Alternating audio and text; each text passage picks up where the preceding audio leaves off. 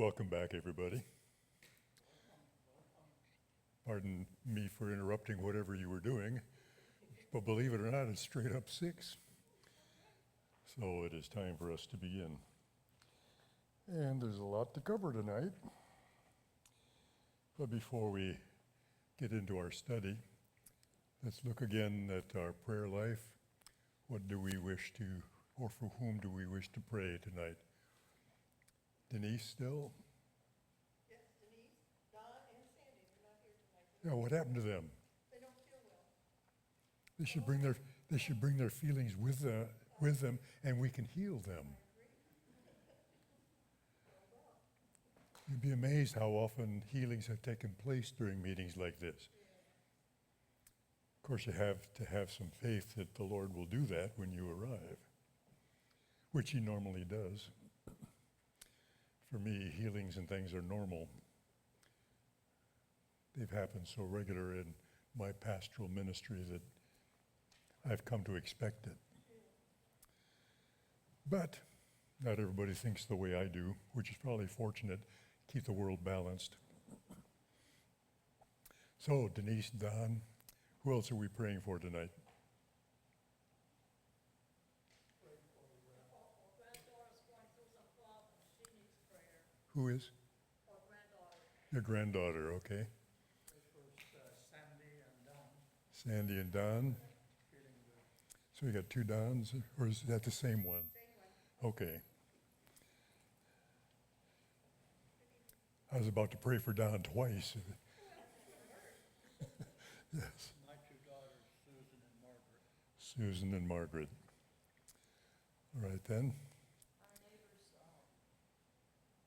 Royan and David. Neighbors. Okay, let's begin praying for our neighbors in this area as well, and in this community. Did I hear a cricket? It's my friend, the cricket. You never can tell about me. That reminds me of an event in the King's Heralds. Oh, okay. You want to hear the story about it? Jerry Patton, our second tenor, bought this watch that had all kinds of sounds on it, including chickens. We were invited to sing for a reunion for Jamaicans in New York City. And it was held in a big high school auditorium. So we were sitting in the back waiting to go on and start the program, and the custodian was there, and Jerry played the rooster crow. And the custodian leapt to his feet. "Those dumb Jamaicans are sneaking chickens into the school." And he dashed out of the room.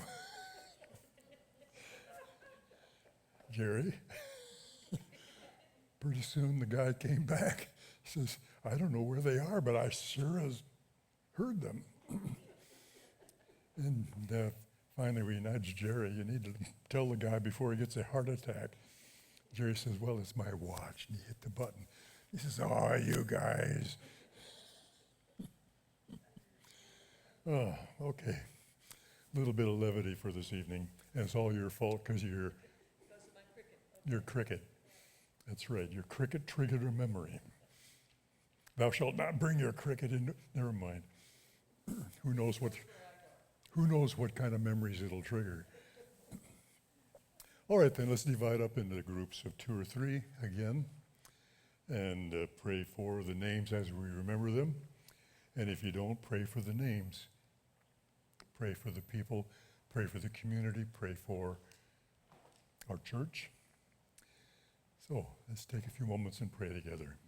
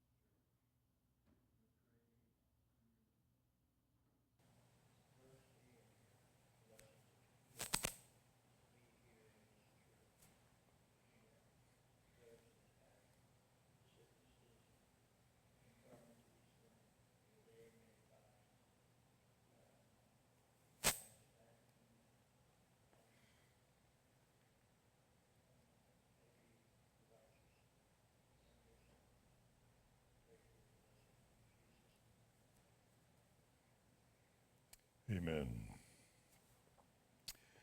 Well, we're up to Daniel chapter 5 tonight, and we're going to study Belshazzar's last feast. But we need to do something else for Belshazzar, because for the past couple of centuries, nobody believed he existed. The only place he's mentioned by name is Daniel chapter 5 and 6, or whatever the visions that were dated to his time. And the reason for this is, that's the only place. And all of the records we had up until about 150 years ago ended with Nabonidus. He was the last king of Babylon. And it's true, he really was. It was not until they began rummaging around the dust around the old city of Babylon that they found these clay tablets. And what I have in my hand here for show and tell tonight is Nabonidus's chronicle, his own history. And guess what he talks about?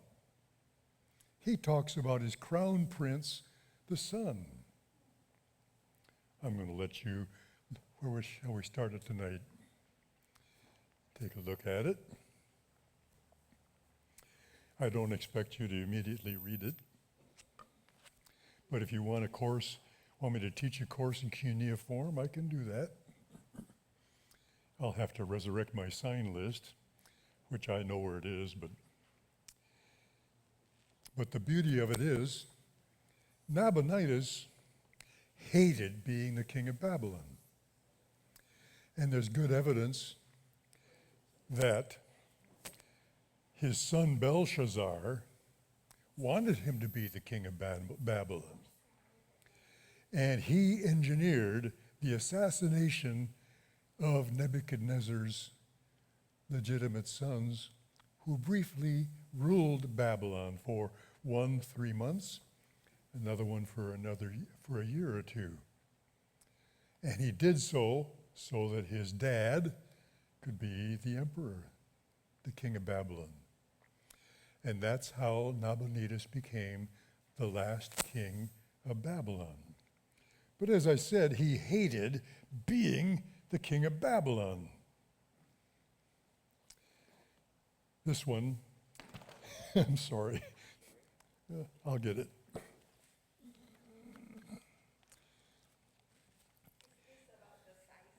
Yes, that is an exact replica. And this one, they built they made clay cylinders like this to commemorate events. And when they rebuilt temples, they would put these in the corners of the temples. And in this, it describes all the wonderful things they did to make this temple. And this is from Nippur, by the way. And they would include prayers to the god in question, whoever that god might happen to be for that temple. And on these from Nabonidus, he went around and rebuilt several temples. I have to hand it to him. He also became the first archaeologist. He found a bunch of old tablets that he didn't know about, and he reconstructed ancient history on new tablets. Yeah.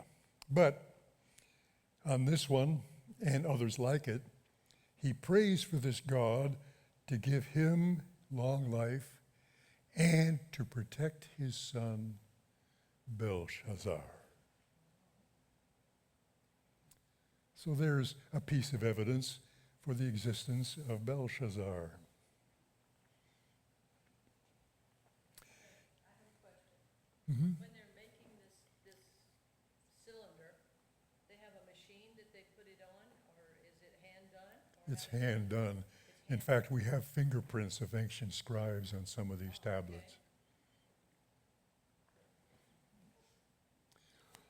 So should we have to resurrect one for a crime, we have their fingerprint, see if we can get it into photos, or whatever, the fingerprint database. But it's interesting that you can see their thumbprints and so on as they held the tablet. And stabbed away with their styli. Now, if it weren't for Nabonidus' chronicle, which is found about the same time as Nebuchadnezzar's chronicle, which I shared with you before. I know you're thrilled to death to see Nebuchadnezzar's Babylonian fudge. But that's a replica of Nebuchadnezzar's chronicle. And there's another one we'd like to find that follows this. It's missing. So these are the pocket size. Yeah, typically. Assuming they had pockets. We know that they carried around a purse. Where is it? Yep. Just so you get to hold it and touch it too. This is Nabonidus' chronicle. Both sides.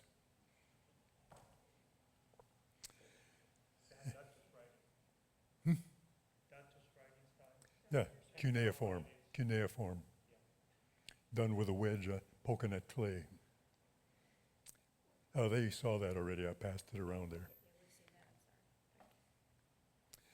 So, personally, I thank God that He, in His infinite providence and wisdom, buried all this stuff. Because if He didn't do it, it would have been washed away in rains, would have been dissolved. But instead, it was buried and covered up. And it took archaeologists with their dustpans and brooms and little shovels and picks to go at it and find these things. That Nabonidus chronicle was discovered around 1889, but it wasn't translated for another 50 years. It wasn't until they finally translated it, says, oh, wow, look at this. And of course, I shared this one with you before. You all recognize it, but you're welcome to look at it again. This is Cyrus's cylinder, and this is recognized as the first historic statement on human rights and is presented as such. It is a remarkable document. But as it states in, I'm going to pass it around. As it states right in the beginning, where he talks about taking over the city of Babylon, he says there was a weakling on the throne. He was the son of the king. And right away we know that he's talking about Belshazzar. Nabonidus sent his son over the city of Babylon. And the problem is, according to the tablets we have, Belshazzar was a playboy. He loved partying. And he partied and partied and partied. And he wasted money on stuff. His dad, who hated to be the king, moved down to an oasis down in the middle of the Arabian Peninsula called the Oasis of Tema. It's still there. And he built himself a summer palace there.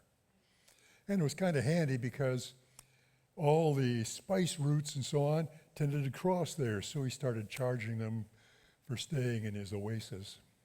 Made a little extra cash that way. But he stayed there.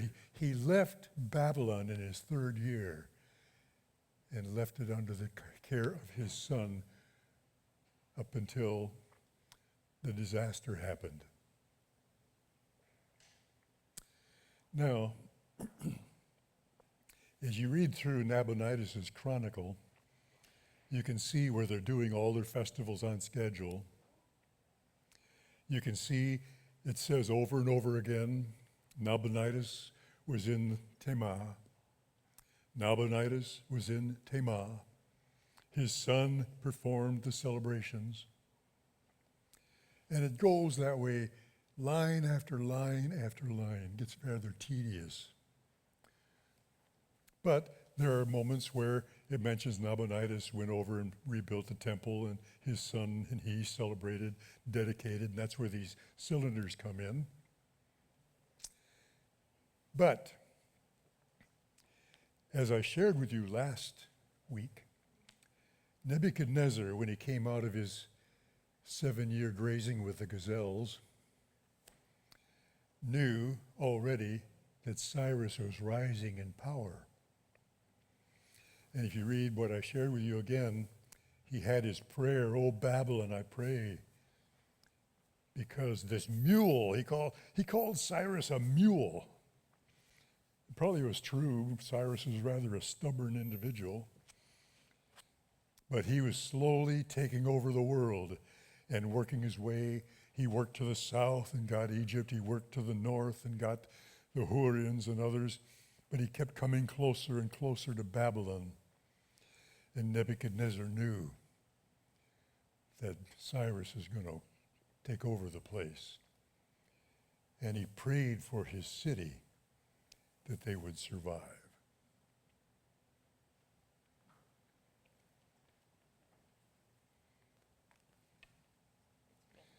Yep. These are all in these tablets.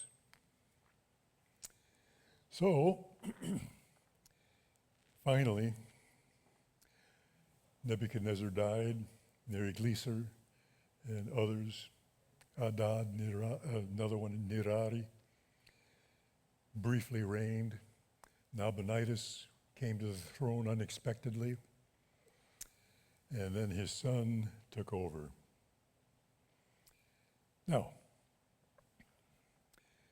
how do you propose to take the city of Babylon? By the way, I have another one. It's a map of the city of Babylon from the time of Daniel, which I'll show you in the future, because the way it describes the city is very important for our understanding of Bible prophecy. Just so you know. Look forward to it. Daydream about the moment you get to see this. But how did Cyrus the Great take the city of Babylon? Now, picture when we read about Nebuchadnezzar building the walls. They were so wide you could run chariots all the way around the top of the city wall, 3 abreast. And his Ishtar gate was fabulous, baked tile. And you can see pictures of it. It's in the museum in Berlin now. And there are people that want to take it back to Babylon. They built a replica of the Ishtar gate. But it's an incredible work of art. Gorgeous. And they managed to figure out how to do cobalt and blues and so on in these baked tiles. But Nebuchadnezzar, in his vast humility, built these walls not only over all the way around, several miles around the city of Babylon. The city was huge. He also built the walls over the Euphrates River. And the river went under the walls, and they could come to the river and gather their water and do whatever else they wanted to do with their laundry, etc. They didn't know about things like bacteria and flukes and things, but all they knew was sometimes they got very ill. Didn't know it was the Babylonian Euphrates River. But the river flowed under the walls on all sides. The city was impregnable.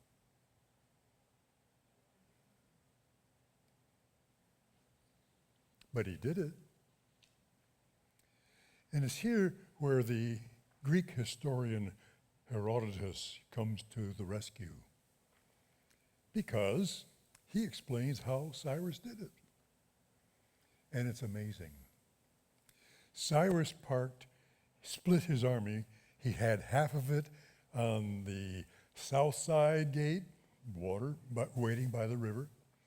And he took half of his army on the north side. They waited by the river.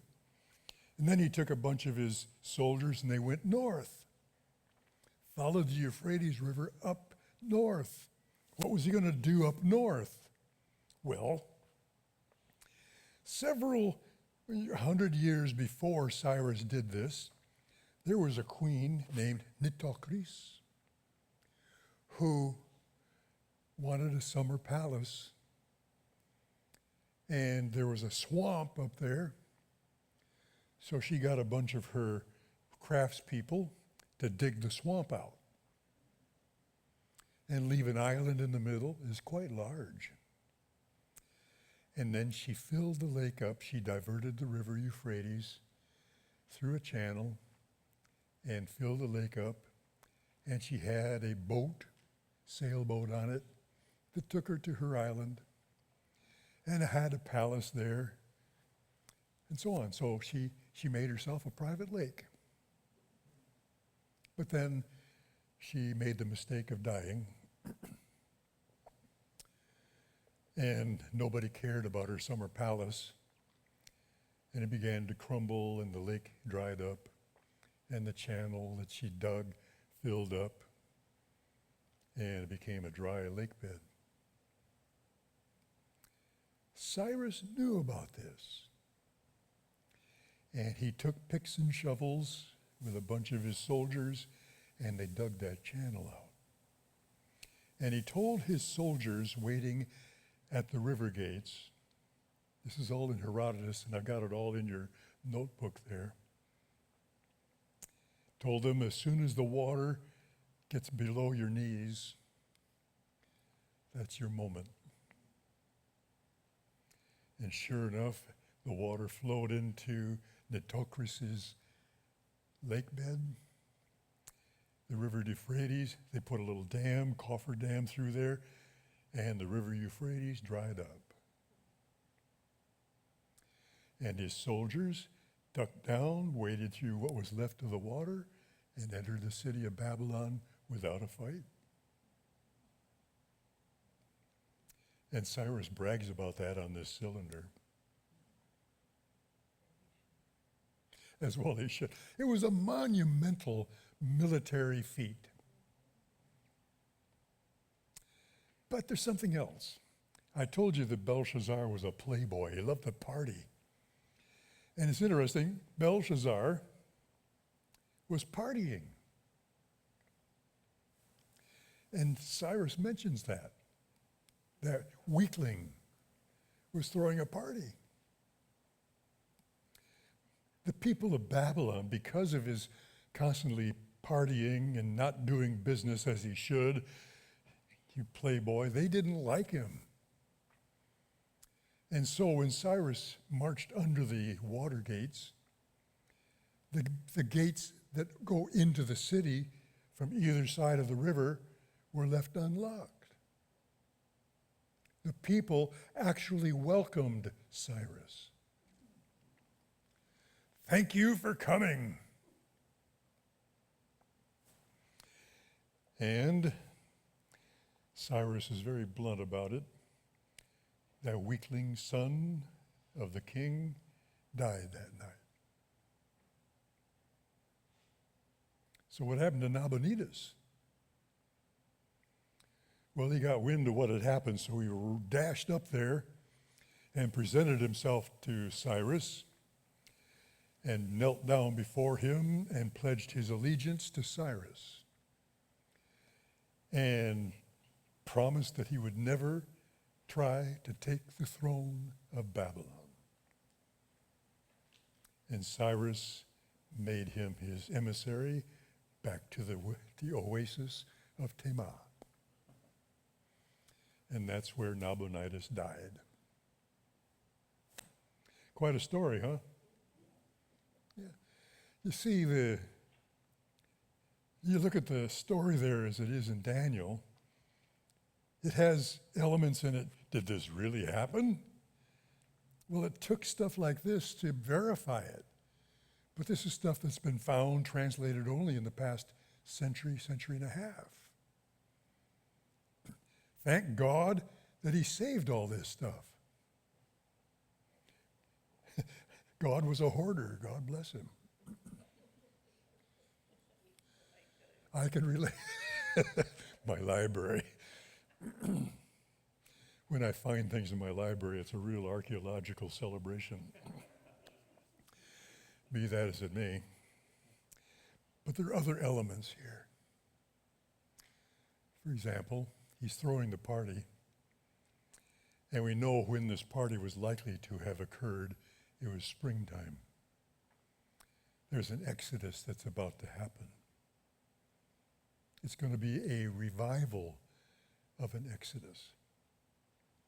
It was in springtime. And he was celebrating the Babylonian fertility cult, welcoming the new, they counted the new year being at the vernal equinox and the full moon of that time. And so they celebrated the coming of spring and harvest in the futures and planning ahead. Wonderful. They were celebrating new life. And Belshazzar, as he's drinking his wine, remembers what his great uncle actually what had done. Actually, Nabonidus was descended from Nebuchadnezzar through marriage. His daughter, Nebuchadnezzar's daughter, became Nabonidus' mother. So, and that's in the genealogy several chapters back. So, he gathered all the golden cups and goblets from the temple in Jerusalem that Nebuchadnezzar had destroyed, that Nebuchadnezzar had stored in his warehouses, which was blasphemous. All of those items were sacred. They had been sanctified. They were holy because they belonged to God. They were dedicated to God. And by the way, that's how holiness works. Holiness is not some sort of transformation that goes on in us. It's a relationship we have with the one who alone is holy. Anything that belongs to him is holy. So you are holy because you belong to the one who alone is holy. That's a key theological concept that was recovered by the Protestant Reformation. Prior to that, medieval Christianity believed that holiness, sanctification was renovation, making you a saint. And of course, you're looking forward to becoming a saint in that system. But when the Protestant Reformation began, we rediscovered that everybody is a saint. Everyone who believes in Jesus Christ is holy because they belong to the one who alone is holy. And now we live sanctified lives for Jesus Christ. But that's a theological construct we'll deal with more, especially when we get to the book of Revelation. So here he is drinking wine, and who knows what all was in that wine? Who knows where it's been? When suddenly this hand appears out of nowhere, and there are these fiery letters inscribed on the wall of Belshazzar's palace. Now there's a thing in that writing that's important that we miss, and it's amazing to me that only I and a few others have noticed it. I've checked all the various commentaries, and nobody picks up on it. So you're going to get something extra tonight. There's a pun on the wall. And of course, you would have to understand Aramaic and Persian history to get this. But there's a pun on the wall. The hand that wrote it there was making a joke with a double entendre. Mene tekel upharsin is what was written there. And Belshazzar should have been able to read this. This was diplomatic language. This was Aramaic. It was one of the languages Daniel had to learn as he was trained in Nebuchadnezzar's university. So we can understand. Daniel looks at that and says, yeah, I know what that says. But what did it mean? And that's what was bumfuzzling Belshazzar, because he could read it. Why is it there? What is it talking about? Mene, mene, tekel, upharsin. Mene, mene, weighed, tekel, in the balances. Upharsin, found wanting. Does anybody know the name of the language that was spoken by the Persians? They still speak it. Farsi. Farsi. As in Upharsin? But that also is the Aramaic name for Persia. So here on the wall, weighed, balances, wanting, Persia.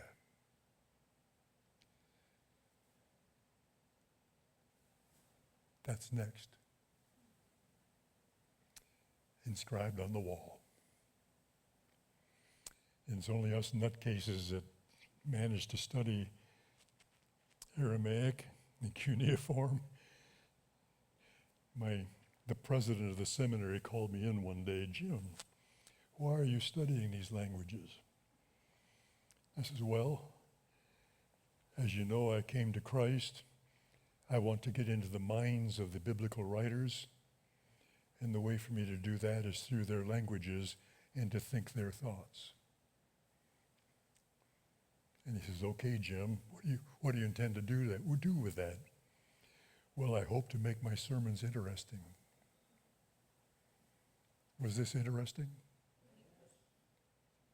Thank you. I'll pat myself on the back for all those classes I took in the seminary and left W.G.C. Murdoch, Dr. Murdoch, wondering what was going through my mind, such as it was at the time. But this has led me over the years. I've spent 50 plus years studying this stuff over, reading and checking on it. And to me, it's fabulous what God is doing here.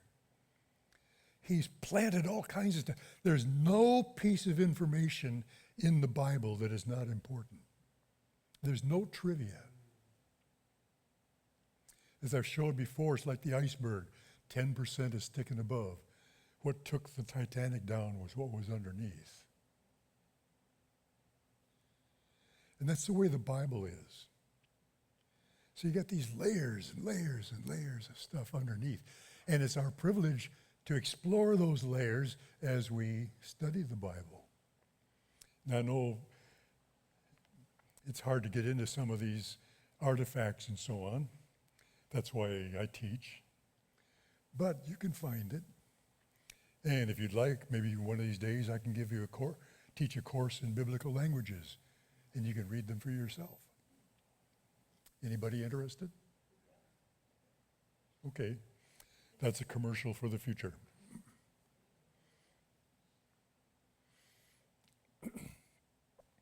So, up comes Cyrus. And he says the kid was throwing a party. They were celebrating. They were all drunk. And he took them over. And it took a year for the word that Cyrus had taken the city for it to reach the suburbs. That's how big the city of Babylon was.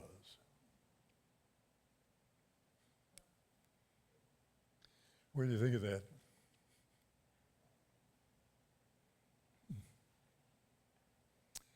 But then up comes somebody new. Do you see his name at the end of chapter 5?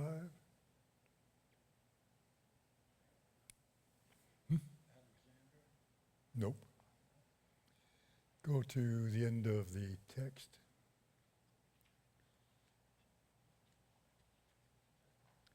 Doesn't it mention? Yeah. Darius. Now we have a problem with Darius because he doesn't exist. You can search the records. There's no mention of Darius ruling the city of Babylon. How old was he? 62. Boy, what a piece of trivia. Right? Now, like I said a moment ago, there's no such thing as trivia in the Bible. No trivia. Well, guess what? We do have a record where there's a guy called Ugbaru, who Cyrus put in charge of the city of Babylon when he conquered it. And guess how old he was? 62. So who is Ugbaru? Well, we know from Cyrus's records, he was a Median. Darius the Mede. It wasn't until a few years ago that we discovered that the word Darius is a title. It's not a name. It's a title. And it refers to him being in some form of rulership. So he was made the governor of the city of Babylon while Cyrus headed west and did some more conquering. Before he left, however, he did something absolutely incredible. Because the Assyrians, before the Babylonians, when they conquered Samaria, for example, they took all of the Sumerians and moved them off to another part of the world. And then they brought back the Assyrians, Esarhaddon, brought back a whole group of people that they had conquered, brought them out of their homeland, and plunked them where the Jews used to live. They were called the Kuthites, Kuthim. And because they were sent to the city of Samaria, guess what name they got? Samaritans. The Samaritans were a foreign group that the Assyrians had dislocated from their country and brought to Palestine and said, now you live here.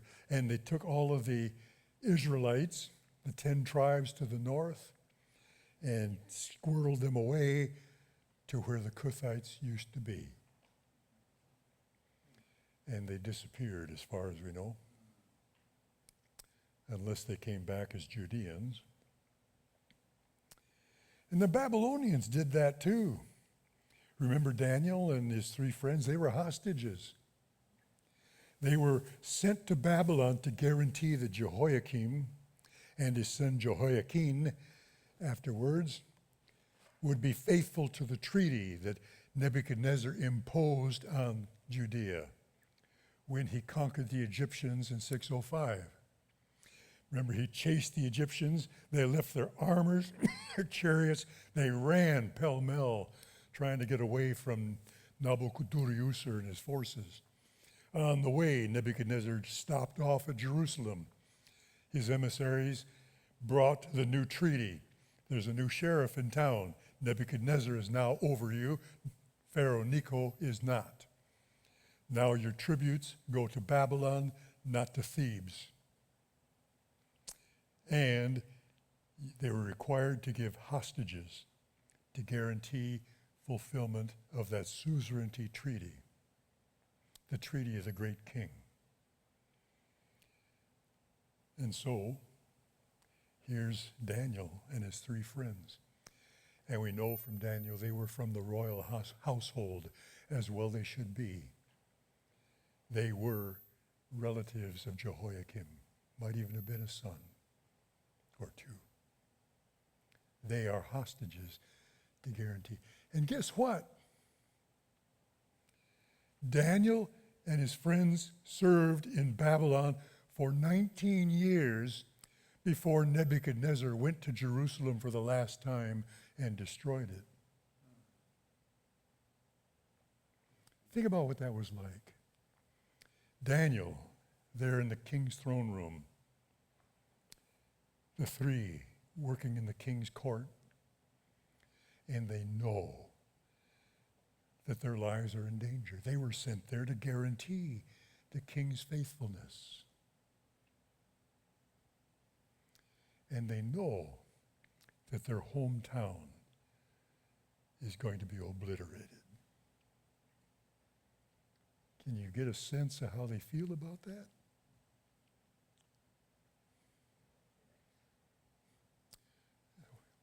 Do we know why he went back to Jerusalem to destroy it? Because they quit paying taxes. Is that what it was? Pure and simple. Yeah, Jehoiakim had barely been on the throne 3 years. After the treaty, he decided, why am I paying this to this king way over there? And he stopped. King sent emissaries and says, you better pay up or we'll destroy you. He did this twice at least. Then his son took over. And his son, I'm not paying those taxes. And that was the last straw for Nabuchodonosor. It was worth it to him to march a whole army, 1,000 miles, 700 and some odd, from Babylon to Jerusalem. And you don't cut across the desert because there's nothing to eat there. You got to follow the Fertile Crescent. You follow the rivers up north. He gets to Carchemish, and then he comes south, the fertile lands across there so they can all eat. He comes to Jerusalem and encircles it. And guess what? Do you know what day Jerusalem fell? It was a Sabbath day. We can calculate back, we know. We know the exact day Nebuchadnezzar took it. We know why they wouldn't fight on the Sabbath day.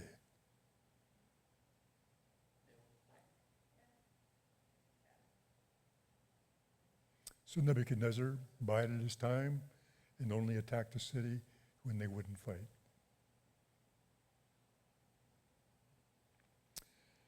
At any rate, he cleaned out all the resources in the temple, all the gold and silver, and torched the place and scraped off all of the remnants of the temple and tore down the houses and shipped the remainder of the Judahites back to Babylon to exile. Yeah. Those are details in the story. Would you consider them important? Did they give you some insights of what's happening? Why? Yeah. That's why I love history. You recreate life as it was. I've shared with you the recipes of Babylon, yes. Like the temple at Jesus' time, they didn't want to destroy it. It got destroyed because they, Titus But did. Solomon's temple was deliberately destroyed Yes. to harvest all the gold and The thing of it is, you read Josephus and the Maccabees, you discover that Titus conquered the city on a Sabbath day.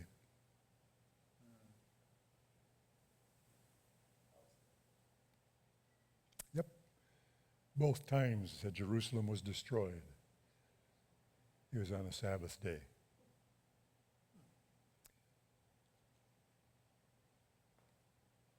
What do you think of that?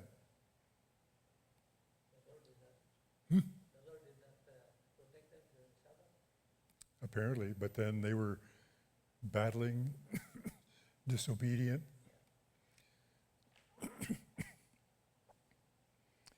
Yeah, we're going to get into Daniel 9 here in a couple of weeks, which pinpoints these things. And unfortunately, most evangelicals today do not understand Daniel 9. And the interpretation they give is total nonsense.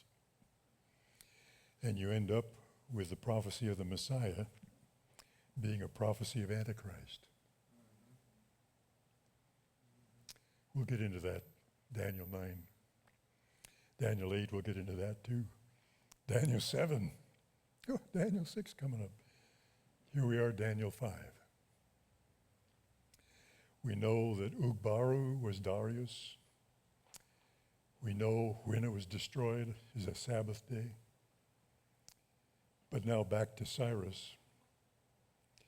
One of the first things Cyrus did is he decreed that all of the people who had been displaced by his predecessors could go back home and rebuild their temples. And you remember the prophecy, 70 weeks of, well, they're going to spend 70 years in exile here. Do you know why they spent 70 years in exile?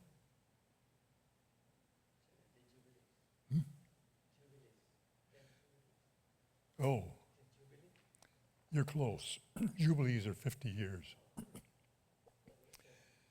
There are sabbatical years. Every seventh year was to be a Sabbath for the land. And if you read Jeremiah and 2 Chronicles, when they talk about this, why the 70 years, it is because when they entered into Canaan, they were supposed to begin the sabbatical year system, and they did not. So for 490 years, there were no sabbaticals. And God says, you're going to go in exile so that my land will have its missed sabbaticals, which would be 70 of them. Oh, but I'm getting into Daniel 9. But you see how all of this meshes together.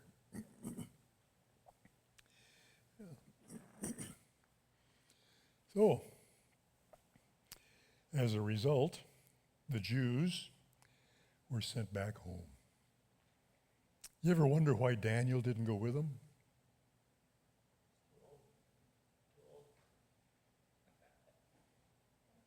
He was old.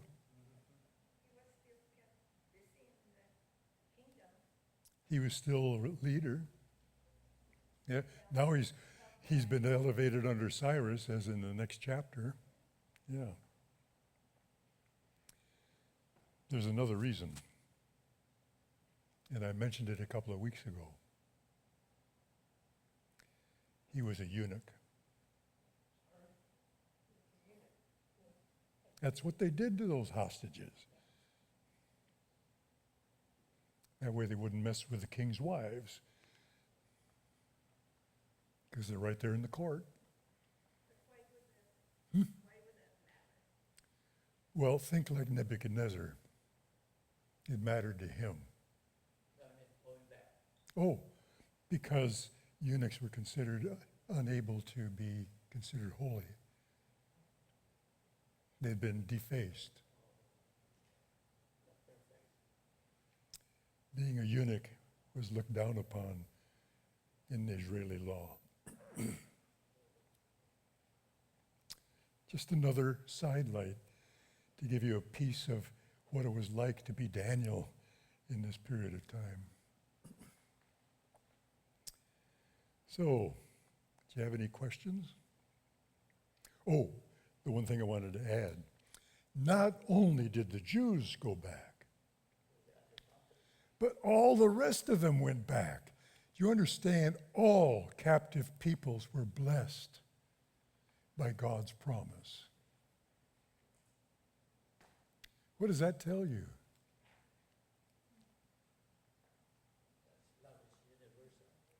Yeah, we get stuck in our own selves all the time. And think it's like the early Adventist church. We thought the whole future of the universe was in the hands of 500 people.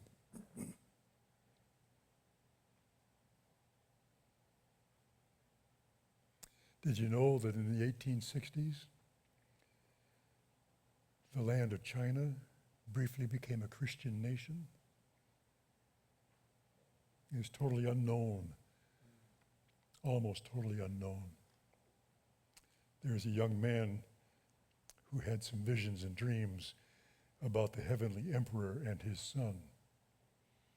He'd been trying to get into leadership, politics, kept flunking the civil service tests and so on. And the only way he could get in was through a lot of money, bakshish, bribery, and he didn't have it. Finally, in his despair, he went into depression, and then he had this vision of the heavenly emperor, Shang-Ti, and his son. And they told him to preach about them to his people.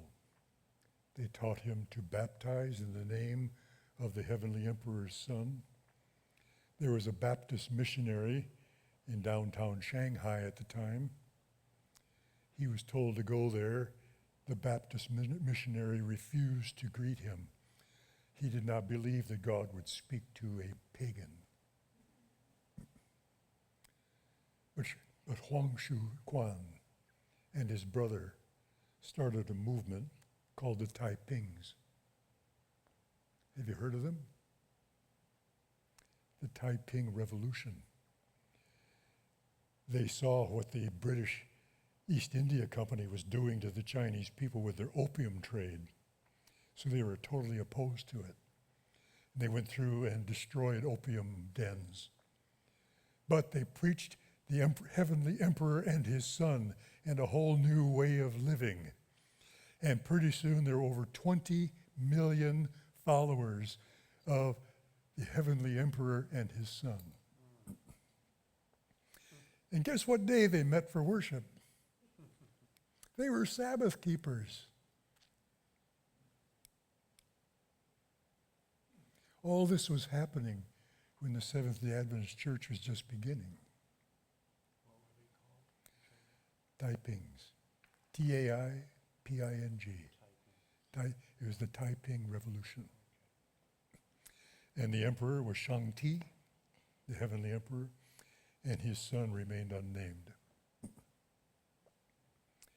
If it weren't for the British East India Company sailing gunboats up the Yangtze River to where this Huang Shu Quan had set up his palace, the Dragon Palace in Nanjing. They came up with their cannons and shelled the place at the request of the Mongol Emperor in Beijing for a return of, they would guarantee, protect the opium trade. And so they bombed the headquarters of the Taiping Revolution and destroyed them. 20 million people died at the hands, and they were our people. At the same time, we were just beginning. But again, think about it. God's working. God's doing stuff all the time in the background. Things we don't know about are happening. We don't find out about it till years later. Did you know the communists wrote a history of the Taipings? And what they do is they try to downplay the fact that it was a religious movement, but they can't avoid it. I have the book by the communist government in China where they describe the Taiping Revolution as the forerunner, one of the forerunners of the communist revolution. They claim them as their own. I claim them as my own. Those are our people. God was working. Okay, it's straight up 7. We covered a lot of territory dealing with providence, didn't we? We resurrected Belshazzar. He'd been denied, his existence was denied for so long. We now know he was a real person, mentioned by name by his dad and by his conqueror.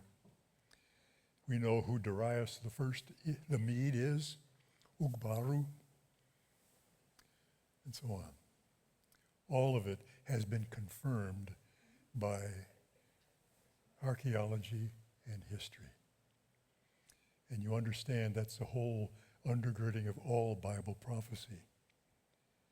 Everything is about history. And we can honestly say that biblical theology is a theology of history. Okay, any questions?